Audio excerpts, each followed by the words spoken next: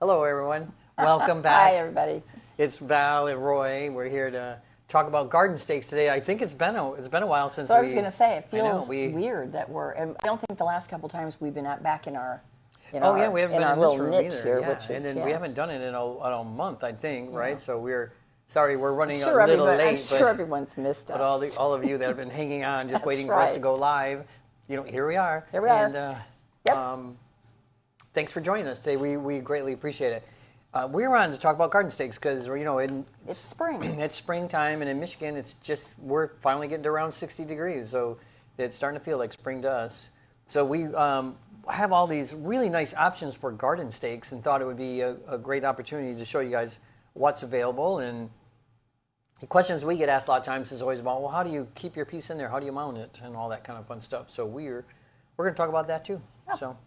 Okay. Yeah, where do you want to start? I don't care. So first of all, I guess you would want to identify the shape that you need to make, right? Yes.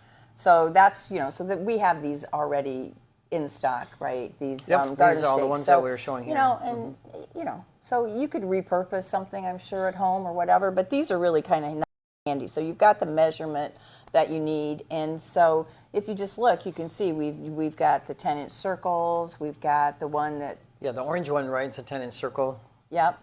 This is an example of actually what we also talked about. What sometimes just because the shape is made like this one in the green one is actually, for a 8-inch circle. That 8-inch circle. I mean, that's the bottom would fit, but as you can see, it's not a circle. So there can be lots of play with the shapes you put in them. You just have to make sure that the bottom that fits in the actual framing tabs fits, but the top could be, pretty organic. So we got that. That looks really, I think, really cute. So I don't know. Then we have a 12-inch one, half circle here, which we couldn't find a piece to. We didn't find a 12-inch couldn't find a piece to put in there, so we didn't put anything in there. I was going to have Val make something Let this your morning. Let your imagination run wild. Yeah, pretend it's whatever. Yeah. And then this one on the far right too is kind of nice. I don't know if you can see it with the picture in it. And can you? So welcome, Noah. So we have a new person behind the camera with us today. Kaylee left us and moved Keely's on, moved but to now bigger we and have better Noah. things. And But, so Noah's running the camera for us, and so things might be a little different, but we think it's going to be good. But I wanted to show this real quick. So this is what's really nice about this kind of V-shaped one is that, again, as Val pointed out, you just need to have something that's got a right angle somewhere. But this one, and also what's really nice and versatile about it is you can do whatever size square you want, right? I mean, they all fit in there, so it's kind of fun to just. The other thing you may notice too is that these are stained glass. Mm-hmm. The ones that Roy just did, they were pieced together and soldered. And we have some examples. We have this one on the end that's the pocket vase type one. Yeah, this one's fused. I'm going to come around and change this one. Is fused. So it doesn't just have to be a straightforward stained glass, or it doesn't have to be a fused piece. It can be, once again, any kind of your glass art that fits in the thing. So in the holder. So all right, swap this one out real quick just so you guys can see, right? So that's the other thing we wanted to show you, right? It doesn't have to just be fused glass or just stained glass. I mean, there's lots of options. I twisted Daisy's arm and asked Daisy made this, and then I twisted her arm and had her make this fused one with the same glass, except fused, right? Mm-hmm. And she did a great job. Kept some of the texture in there, which is pretty fun.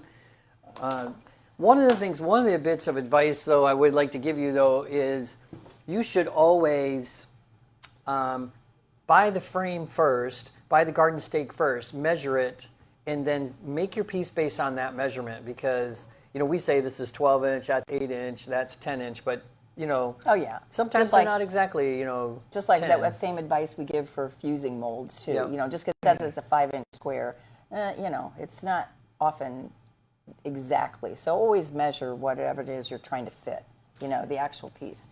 Oh, yeah, we want to talk about this real quick, This is right? really cute, too. We have these, it's a kit. So it comes with the glass already cut and the ring, and then I believe it comes with the hobby lead to wrap around it. Nope, that's the only thing you have to buy is a hobby lead. So, but it does, the glass is pre-cut, as Val pointed out. Yeah, it is. And then, then it comes with this nice ring on it. And then you just tack solder things. Yep. And it's supposed to be hung, obviously. And it's actually, I think this, on our website, it's under pre-cuts. It's actually a wind chime. I think there's other parts that go on the bottom of it to make it into a wind chime, but we thought it was looked pretty cool in the stake, so I'm going to put it in this one real quick. This one? Yeah. I'll give that to Val. And you can see it just really just fits in there, right? And catches the light. Oh, I did put it in there, right? Right? One that we've had, We just pulled it right out of the front yard. Yep, we did. Got out there. So it might be a little dirty, might be got some stuff on it. You'll see that it's a little rusty in a couple spots, but I can tell you, several years old. Oh my gosh, this thing is several years old, and we just leave it out. So it doesn't come in the winter. I mean, this has gotten like 3 or 4 Michigan winters, so it's been pretty hard on it, but it's still working. Yeah, so it's looks cute great. as a holds up really well as an address thing. But then put that piece in there because it really is kind of. I think it's kind of modern-ish looking too. So this is just this one is kind of cool. So really what's like nice is that all of them have some kind of clips on them that help hold it in place. So I mean, you can actually just put it in like this, right, and it's good to go. And just stick it outside. You can just do. You don't need to glue them in or do anything like that if you don't want to. But we are going to talk about if you want to try to make it a little more permanent and how you might do that. But like ours isn't glued in. That we have here, No. and in fact, the glass rattles a tiny bit. I think somebody pinched them maybe to make them a little just tighter. so it wouldn't slide out. Yeah, just so it wouldn't move around so much. But You want to put that over there now? yeah, do you want me to? Thank you. You want me to just hold it? It's kind of the whole heavy. time? Just getting the arm workout in. My Oh, arm. that's right. You're playing tennis later. She can't. She has to. Have to have my arm in She has to functioning. make sure she's ready. Right. So there's ways to secure it, right? Yep. There's some ways of securing it. I'll let you talk because I've never used that stuff. So I'll let you talk about that. yeah. But let me talk about this first. Okay. Just the silicone. That's the simplest way I think, and we've done it that way. When we talked about, I just know because personally I did it with the scarecrow and the snowman, and instead of we're not just like gonna bead the whole inside of the frame. When I put it in so that we could get it out to swap for seasonal things, I would just put a few little, dabs here, 2 or 3 places. That's all it needs. That's all it needs. And then it holds it, keeps it from rattling. And then if you want to change it out, all you have to do is just slice through that with some X-Acto knife or a razor blade or something, and that peels right off. And then so, it's a way to kind of secure it. Like we're going to put this one in that piece. Can you reach just to kind of show? I mean, you don't have to put it all the way in, but we didn't put it there because it was just a little bit small, and so it fits the side just fine. Oh, that's in there now. It's pretty good. Yeah, you would just. But it moves around. Yeah, it's a bit, little. but- So to make it safe, you could also use the silicone to, sort of add mass inside the clip to make it so it wouldn't slip out or whatever. So the silicone can be real useful. So that's, like I said, the main thing I've always used. But Roy has this other product. I mean, this is just an example too. I mean, these is just clear. This is just a clear silicone. You get it anywhere. Yep, anywhere. Meijer, or, I mean, like any kind of grocery stores, even, place to sell it. But, the big box home improvement stores. This one is the same stuff. It just comes in black. So if you want to match the black of the wrought iron piece, you could do that. And then this is the same stuff. This is the one but this was the bigger quantity that you use a gun with. Right? Yeah, this you need like a caulking gun. So if you're not familiar with these products, they're either like in the glue or adhesive section, or they're in the where you've got by sealers, to put around windows, that type of thing. Yeah. This one though, real quick, is this black one. This was in the automotive section, so I think they use it as like with gaskets or sealers like that. But they're adhesives. I mean, they'll hold them in place if that's what you're trying to do. You really want to hold it in. And they also can provide a cushion too. Yeah, that's why I think I use them a lot of times is because they do provide a cushion. The advantage to using silicone is a couple of things. One is it's waterproof, right? So water's not going to affect it any. The second is it doesn't totally harden, so it remains always flexible. So again, if this is outside and temperature's changing or the wind's blowing, right, you always have that little bit of give, which in the long run is going to, protect your piece probably more than you care about the frame. But That'd be a good reason to use silicone. But then Val was talking about another product. This is called I've never used butyl tape, right? Butyl. I find the name interesting. So here they're talking about, like, they're using it as a sealer for doing like a metal roofing, but where it's also used in the automotive world for holding in car windshields. This particular one happens to be gray, but I've seen it a lot of times in black. But it's a type of tape. Again, one of the advantages to it is, it's stuck to the package, so that's good. Yeah, that's good. And you get that at where do you get that? Yeah, this one, again, you can get like at the big box home improvement stores. Or it doesn't have to be automotive. No, it doesn't have to be, but you can also find it there. So if you have those, those automotive places that will, check your car battery and stuff. So this is the butyl tape. This one just happens to be great. So it's sticky on both sides, right? So you can see it sticking to my thumb, it sticks to this piece of paper, and it's more like a putty. And when Val was talking about too, like if maybe your piece doesn't quite fit in the frame and you need to build it up a little, this stuff does that perfectly, right? Because you can just kind of fold it over, make it a little bit thicker, right? So you can actually pull it like putty and even work it, like putty and make a little ball of it or something and stick in there. Oh, it's the same deal. This will not harden, so it's going to stay relatively flexible. It is waterproof, so it can be exposed to the elements.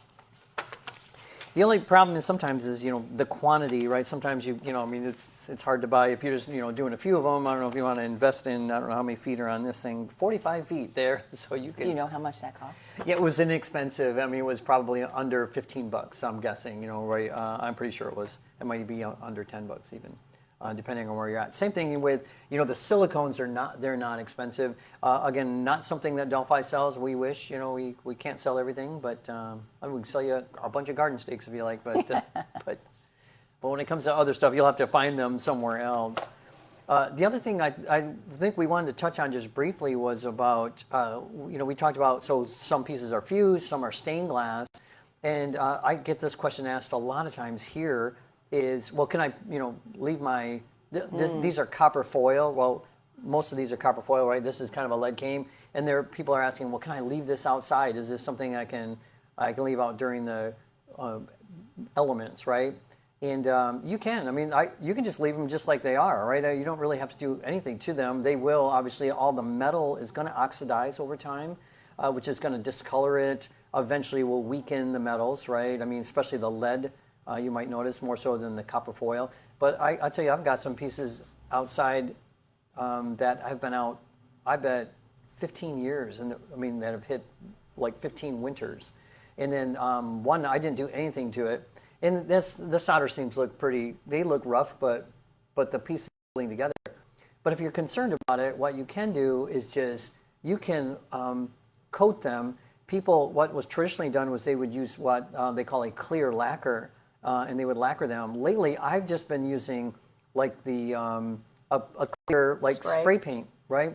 Acrylic? Like an acrylic spray paint, and you just want to find one that says it's for exterior use, which most of them are. But just read the can, right?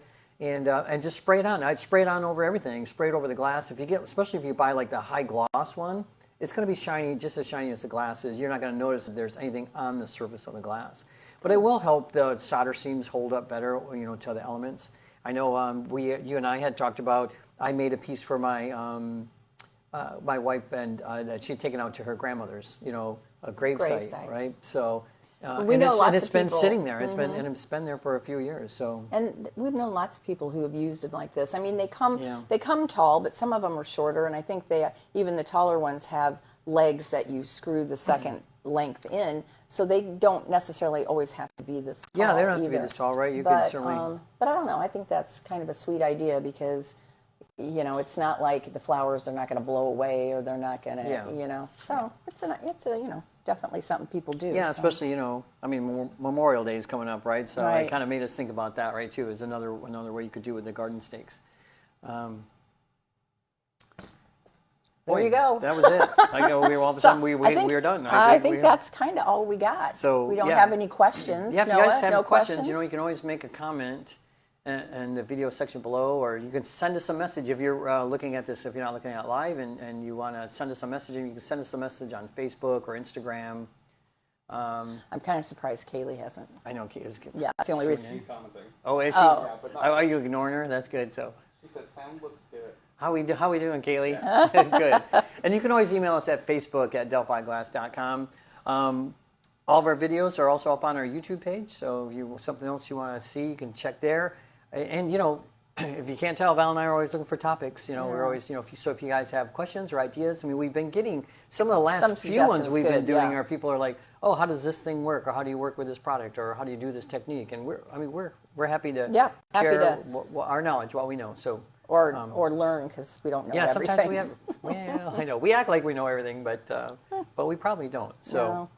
But otherwise, we appreciate you guys joining us today. And yeah, and we'll we be are back. going to be back next week, I think. I think we're going to be back next week. Yeah. So send some topics, will you please? Okay, thanks, you guys. Yep.